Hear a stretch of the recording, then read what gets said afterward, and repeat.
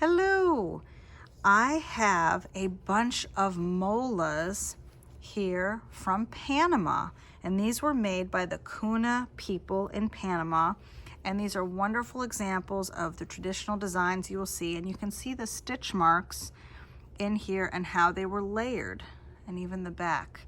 So I have one that's in a frame of some fish, and what I love about this one is each fish has a border, almost like a frame, but the frame mimics the shape of the fish, and they keep getting bigger, so it goes orange, red, and yellow on each one. And then you have these sort of oval designs, which you'll see in a lot of molas. On my mini ones, you can see how the different colored thread became part of the designs for my little birds and my fish here. So I'm going to show you how to make a paper mola in a couple of different ways.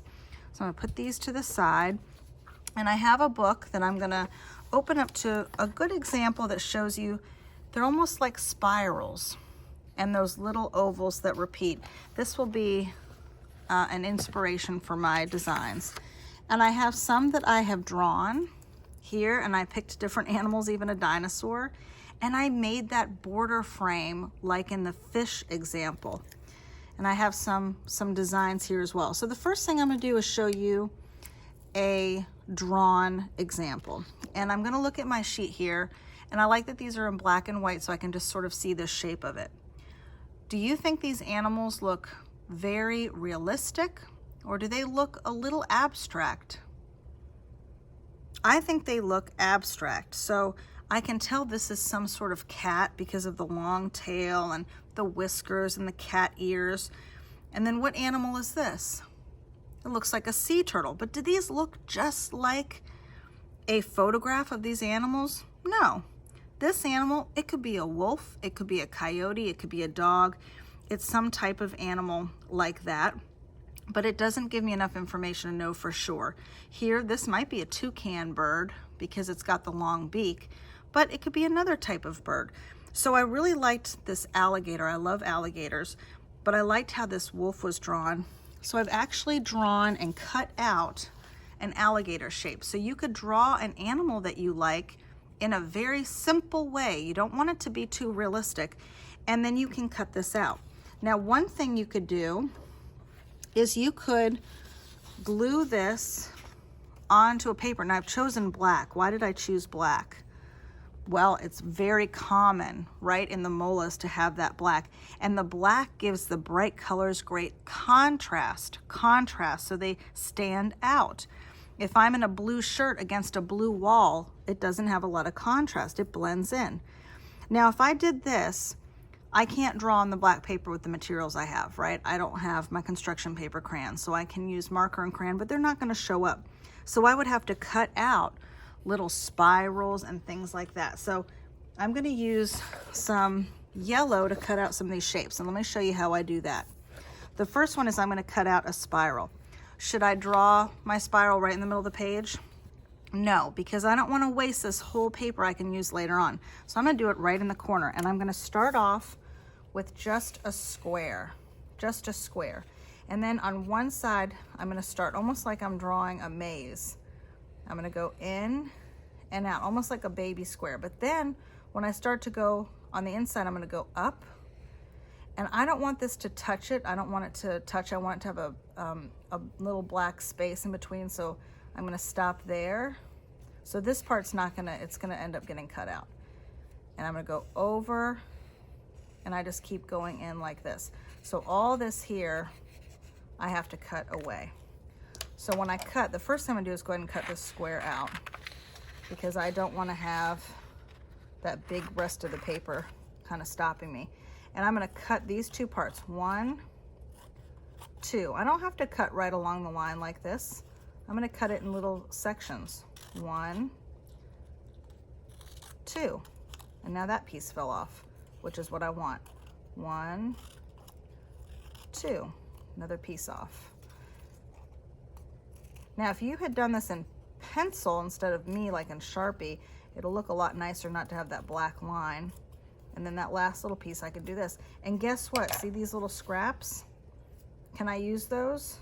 Oh yes, they look just like the little shapes I would see in a mola. So I can have those in there, and then look, I can have this.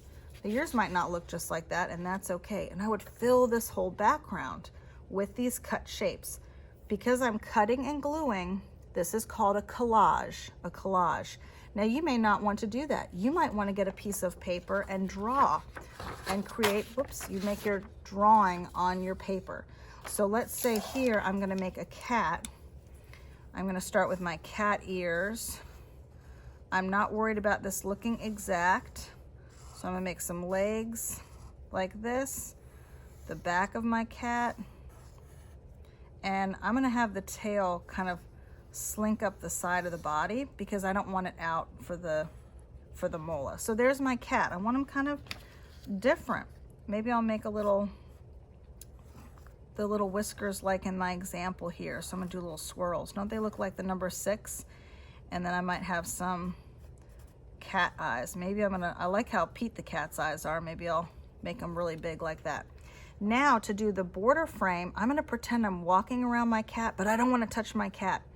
So I'm gonna walk around like it's a fence. I can't touch it, oh, curve around there, and I just follow the shape. I guess it's sort of like I'm social distancing from the cat and keeping my little distance. So there's my first border, and then I'm gonna go around. I'm gonna go a little bit faster this time. Again, I would do this in pencil so you can erase any mistakes. Then you can very carefully color in each border a different color. And after you have done that, so I would go really carefully. I go nice and slow around those edges. I would color all that in green and pick whatever colors I like. Then in the background, I could fill this space with those little boxy spirals. Maybe some are longer. Maybe I'll throw in some straight lines in there, how they do with our molas, and I could fill it in that way. I'm gonna give you one more choice now. If you want, if you are feeling a little bit nervous about drawing whatever animal, or look, I even have a starfish. You could do a bug, a bird. I went into a bird magazine and I found this woodpecker. I've already started to cut it out, but I wanted to show you when I cut out how carefully and slowly I go. And I wouldn't pick an animal that would be super tricky to cut out unless you feel really confident and comfortable doing that. I didn't even cut the feet out. I thought, I don't need to have the feet in there. And I go really carefully. I'm always turning my paper with this hand very slowly, and this hand is constantly doing big, slow bites. So now I have my bird. So now we're also using collage, but you're using some magazine pieces. I'm gonna lay this on my blue paper, and I would actually glue it down. And I'm gonna do the same thing. I'm gonna make a border. Now, why did I not put this on the black paper? Why did I choose blue on this particular image? What would happen if I put this little woodpecker on the black paper? He blends in, he doesn't have that contrast because his feathers are so dark. So I want him to stand out. So I'm gonna do this. And now that he has the blue border, can I put it on the black paper? Of course I can. And then I can add my shapes. And if you wanted to glue it on white paper, then you wouldn't need to cut anymore. You could do everything by drawing it with whatever materials that you want. So I would finish cutting this out and figure out the background. This is a fun way if you have little ads at home or magazines that you're allowed to cut up. That would be fun to make the animal realistic.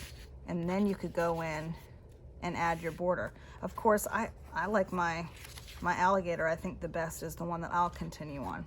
So you have a few different options to be inspired by your molas. Maybe you will come up with a whole other way to create a piece of artwork inspired by the molas of the Kuna people in Panama.